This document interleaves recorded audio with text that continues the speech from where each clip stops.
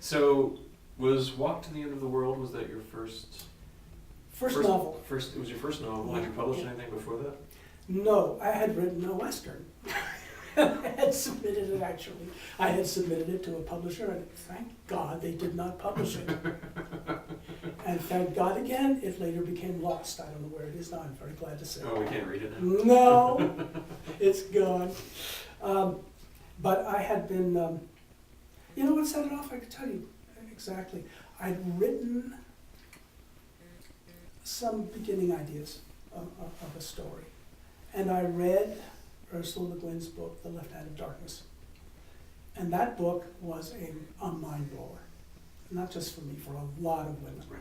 Who said, holy crap, look what this woman did. Look at this wonderful book, and look at the things she's talking about. How people relate to each other, ideas of honor and good behavior, how people are adapted to their environment and their society works in that environment, not just, they plunk down and they're aliens and they're feudal. And it was, like many other women writers, I thought, if she can do it, maybe I can do it.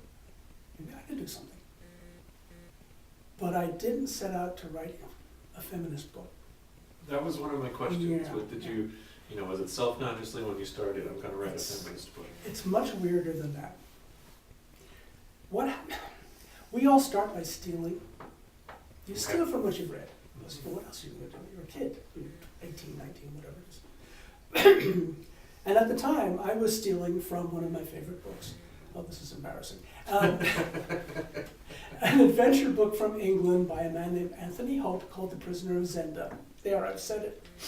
And if you're interested, you can always go and look at one of the 3 or 4 movie versions of it that are out, because it's a really good story. I've heard of it, but it's been around a long time. It was written in 1890 something or other, I think. And I kind of borrowed some things from that I was going to write about.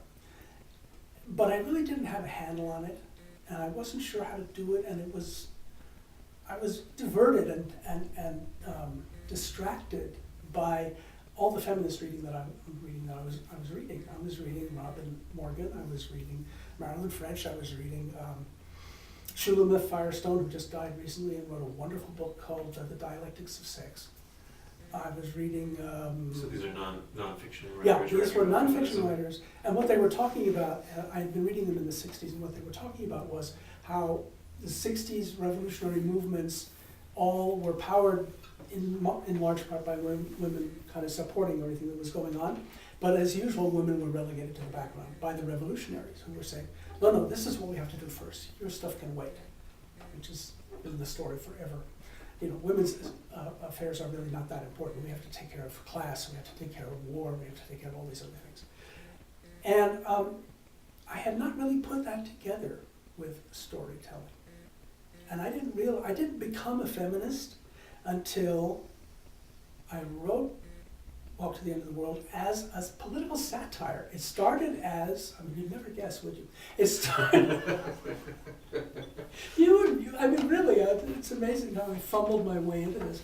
I was trying to write about something I'd read about in Harper's magazine, which was a fire drill in Washington, what would happen in case of nuclear war, because it was the middle of the Cold War. And one of the things that Harper's had was a little tiny article, short article, about how there are these underground bunkers, there's this underground city, which actually exists, of course. Nobody knew at the time, but now we found out that Washington has these underground living quarters, so that if everything else burns up, it's okay, Congress will be all right. We'll all be dead, but Congress will be fine. And other government functionaries who are much more important than we are.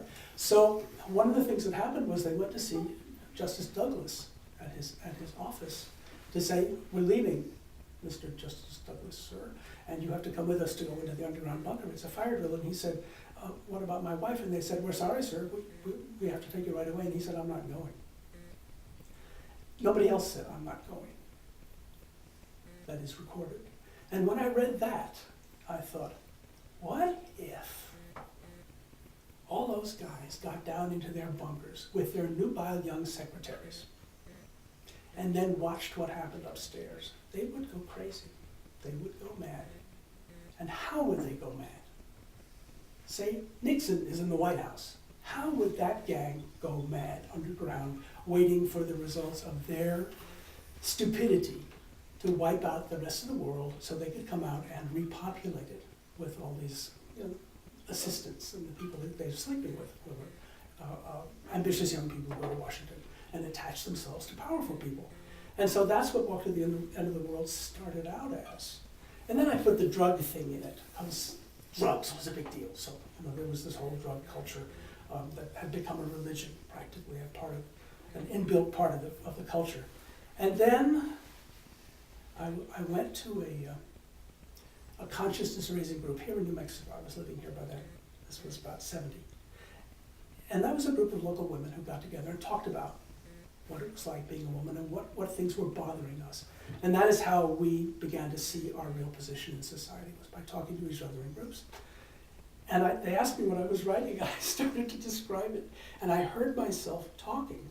And what I heard was me talking about a book in which the women are all slaves and they're over there, and everybody in the foreground is male.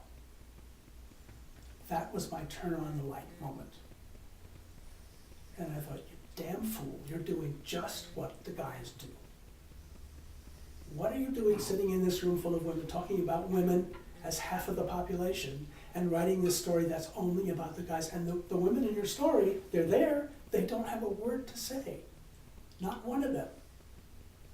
So I went back and I rewrote the whole thing. And this time I gave one of the women slaves, Aldra, a voice, and she told a part of the story. And the book changed completely. And it became a feminist text. I had not set out to do that.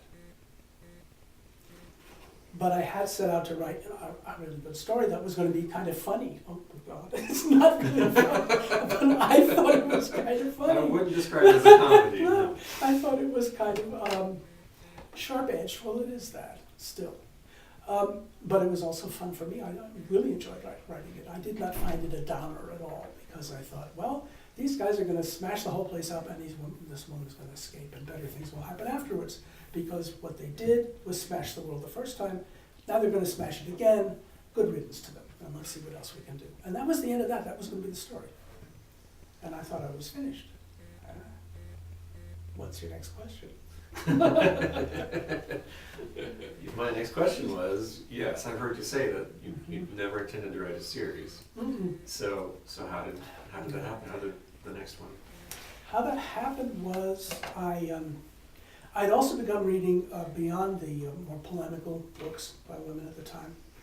I'd begun reading some of the academic papers that were coming out of women's studies, which had just recently been established. And there was a great kind of an argument going on about whether in prehistory there had ever been matriarchal societies that were successful and that were brought down by evil men stealing power from women. And one of the arguments for this was that there had to be real Amazons, there had to have been real Amazons in the world back in the time of the ancient Greeks, because the ancient Greeks included Amazons in their stories, in their myths. And not occasionally, not very often, but they did. They said there were these women who were warriors and rode horses and lived this kind of free roving life. And met up with men on one day a year, and that was how they refreshed their population. And some people were saying, yeah, this really happened, and I'm thinking, this did not happen. This is a big load of bullshit that people are telling themselves because it makes them feel good. And I don't believe it for a minute. But suppose there were Amazons. What would an Amazon culture be like? And suppose, instead of having to seat it within an enclosing male culture that tells its story for it, as in the Greek stories, what if we just put them in the future and look at what they are on their own terms, without that setting of masculinist mythology? And so, I mean, it was right there. I had it. Across the mountains, there they are. And that was the genesis of that book. And the first thing that happened was I said to myself, I'm writing these scenes, and I better bring some guys in here, because otherwise, see how this is going? Otherwise, what's going to happen in this story if there aren't any men? Oh, jeez. So I tried to put some of my male characters in from the first story. And every time I walked them in, they fell over dead because they didn't belong there. I mean, they went wood on me. There was just no character there. They went flat. I didn't know what to do with them. So I faced up to the fact that this was going to be a book only with women in it. And I thought, this is the end of my career, because people will not read books with only women in them. I only knew of one successful book, and that was, I think it was a Pearl Buck, Pavilion of Women. It was about China. And it was about a man's group of wives, I believe. And that was the only book I could think of. There was a fiction story that was only about women that had gained any prominence at all. Moreover, I didn't know what any of them looked like, because the only models I had were the descriptions you got in science fiction, and they went like this: big, beautiful eyes, a small upturned nose, and a wide, generous mouth. That was pretty much it. And that was from science fiction stories, and almost everything else at the time, more or less, a little bit embroidered. Or what I could see in the magazines, Glamour Girls, models and ads. So, and on the screen. So I had to do something that I had never considered before, and it's so obvious. I lived in New York. I had lived in New York. I got on the bus and I looked at people. I just looked at people. I said, how would I describe that woman over there? How would I describe in words that young woman over there, that old lady over there? And that's how I learned to write a description of a real woman, not a make-believe woman in somebody's head. Went out and looked at some real I ones. went out and looked at some real ones. It's like those zoologists who do all their studies on chimpanzees in cages, and Jane Goodall comes along and says, excuse me, they're over here, they're living in the woods. Go look at what they actually do, with how they behave, how they look, how they interact. It was kind of just like that. And that was another one of those moments when I said, I've never done this. I've never really looked at women and thought, what does she look like? What do you look like? If I had to describe you to someone, how would I describe you?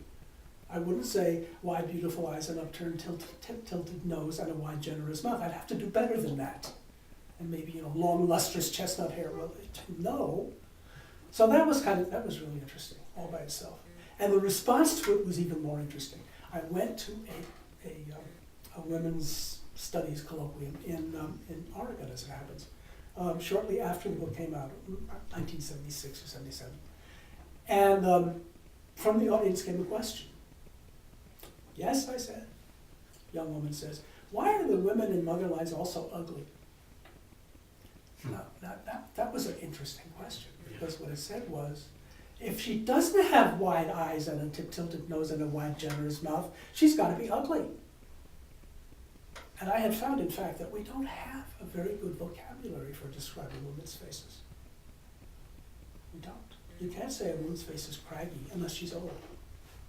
Unless you want people to see her as some kind of monster hag. I mean, there are a lot of words you can use for men you can't use describing women, because they give an impression of masculinity, and if you're not trying to do that, they will screw up your story. So it was a real education. That book was amazing in terms of what it taught me. And then, of course, it also taught me that a lot of people thought I was gay because it had, women were sleeping with each other. Right. And that was kind of embarrassing, because I'm not. And there were a lot of very enthusiastic people about that story, because at that time there was not a lot of literature for gay women. There's lots now, but in those days there wasn't a whole lot. So I was happy to have done it, but I really felt uncomfortable being taken for something that I was not. It seemed like it might also be an indication that you did it well. I hope so. I hope so. Yeah. And I have maintained. I mean, I am part of women's culture, and the fact that I'm not a gay part of the gay part of women's culture. Well, I am in some respects, but not in others. But all of those lines that were drawn so sharply in those days have become much more blurred. Thank goodness. Between heterosexual and gay, and now we got queer and we got gender, all kinds of things, and thank goodness that people can kind of relax about some of that, and relax more and more, so it becomes less of an issue for everyone. That would be good.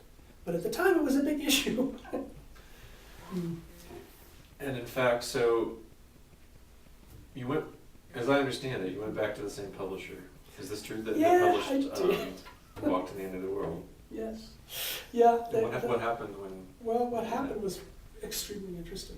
To me, anyway. I hope it's interesting to others. My publisher was Ballantine Books. It came out as Walk came out as a paperback first, like most science fiction at the time. We didn't have trade paper and we didn't have hardback science fiction very much, unless you were a classic writer in the field. And I was a beginner. So this was a paperback, and it was published by an editing team who were also husband and wife, Judy Lynn Del Rey and Lester Del Rey.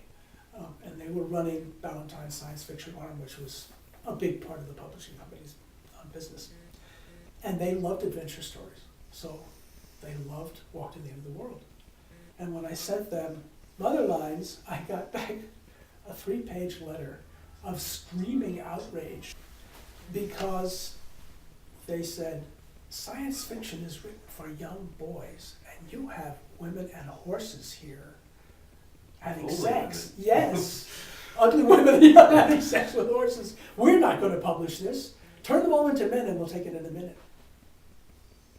Actually, Judy Lynn, I lied. Judy Lynn did not say that. She said, I'm not publishing this thing unless you change everything. And I said, no. And Lester had said, there's no story here because it's all women. Where's the action? Well, there is action, but it doesn't have to involve men. And so I took it to other places. My agent took it to some other places. And one female editor at another house said to me, I would take this book in 5 minutes if all the characters were male.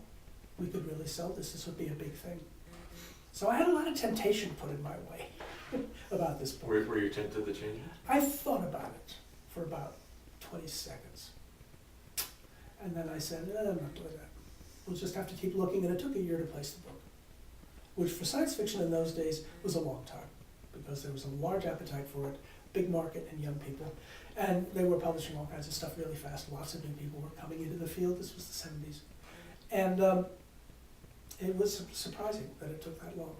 And give him full credit, the person who took it was a guy who's been in the field for ages. That's David Hartwell, who's been editing for various houses for, for before I started publishing until right now. He's still working with Tor today. And David took that book. And he also took the book after it, although he was working someplace else at the time. So there were people in the field who could say to themselves, this is going to be problematic and controversial, and it needs to be published, and they would do it. And David was one of those. So it sounds like it wasn't a lot of these people who rejected it weren't saying, I hate this story. They were saying, we can't sell this story. Was that? I think what they were saying was, we are going to get a backlash if we sell this story. We're going to get mommies calling us up and saying, my son, who's only 13, is reading this science fiction book from your publishing house, and it's got ladies and horses doing things in it. How dare you? So did that happen? No, as far as I know, it never happened. I guess the wrong people read it. The ones it was meant for. Well, it had an audience, did it? It found it. It did find an audience, but I have to tell you, it's not a big audience. These books are not a huge popular hit. I kind of wish they were, but Of course. for what they are, they have an audience that needed them and appreciated them. But they're not the kind of thing that has broad appeal. Even today, I don't think they have broad appeal. We're going to find out. I'm trying to get them electronicized so they can be on your Kindle. Right. But I don't expect them to take off like a rocket because, of course, now in a way, they're old books. Maybe they're even dated books. I'll know when I read them again in order to get them set up for electronic publishing. But it was an interesting example of how the editor's ideas were lagging behind the reader's desires. Because there were plenty of people. You gotta understand, at this time, in the 70s, there was a movement, not just in reading and writing feminist science fiction, women's science fiction. At the conventions, which I hadn't known existed when I was living as a kid in New York, I never went to one until I published. Women would get together and talk about the stuff they were reading and insist on having panels about things that we were reading together, which had never happened before. I mean, it just didn't happen. The boys made the conventions, and it was all about their stuff. Comic books and superheroes and Robert Heinlein, and that was pretty much it. So when women said, not only do we want our own programming, since you won't give us any, we want, and we'll put women on the panels, except maybe 1 out of 8 on a panel of writers. And you won't let us talk because we would be shouted down when we tried to raise questions about these things. We want what we called a room of our own. And that was an invention of Susan Wood, a Canadian fan, who said, we want space of our own, that's women only, where we can sit and talk about science fiction without being interrupted by guys and yelled down by them and ignored by them. It was an outrage. It was an outrage. The guys were incensed at first. After a while, we stopped doing it because we didn't need it anymore. But at the time, we needed it really badly. But that's where people would talk about my books, and Joanna Russ's books, and Vonda McIntyre's books, and all the rest. So that was where I found my audience. And those were all those women who'd been so excited about Star Trek and said, I want more science fiction with at least one woman in it who's significant. That's interesting for me. I'm a younger person, Yeah. and I've kind of sometimes heard that thing about Uhura on the bridge, but it's a little bit hard to grasp that it was that big a deal. Yeah, it was that big a deal at that time. Right. I mean, that's historic now. But at the time, it was, oh my God, and look, there are stories about race. What? That one with the half black and half white faces. And on planet whatever it was, and the people fighting with each other. It was a race story. And there were practically no race stories. There might be a drama about a lynching on television, and it was a big deal, wow, controversial and scary. But here was Star Trek doing all kinds of weird stuff that nobody else would touch. And so women came primed for all the good stuff, the big questions about how people relate to each other, how they treat each other, and what their ideologies are. From watching Star Trek, even though that was fairly simple-minded. But it was very bold, because nobody was watching, nobody who could close the gate on it was paying any attention, I guess. So all that stuff sneaked through as children's entertainment, young people's entertainment. Thank God for young people's entertainment.